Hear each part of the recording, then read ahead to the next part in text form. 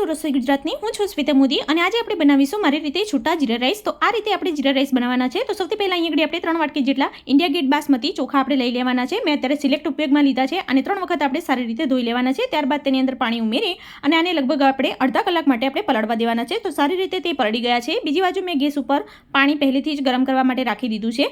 તેની અંદર આપણે આ ચોખાને ઉમેરી લેવાના છે।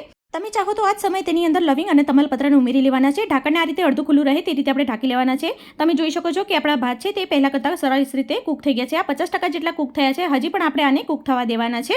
તો હજુ પણ આપણે 5 મિનિટ માટે ફરીથી આને કૂક કરી લઈશું। તો 5 મિનિટ પછી આપણે ફરીથી દાણાને ચેક કરી લઈશું। તો તે લગભગ 90% જેટલા ચડી ગયા છે। તો હવે આપણે ઢાંકણ ઢાંકી અને 5 મિનિટ માટે આ રીતે આપણે તેને રહેવા દઈશું। ત્યારબાદ તેની અંદરથી આપણે પાણી કાઢી લઈશું। તો પાણી અત્યારે આપણે કાઢી લીધું છે। હવે આપણે આની અંદર વઘાર કરવાનો છે। તો એક પેનની અંદર આપણે ઘી અને તેલ બંને ગરમ કરવાનું છે। ત્યારબાદ તેની અંદર જીરું ઉમેરી અને આ જીરાવાળો વઘાર આપણે ભાતની અંદર ઉમેરી લેવાનો છે।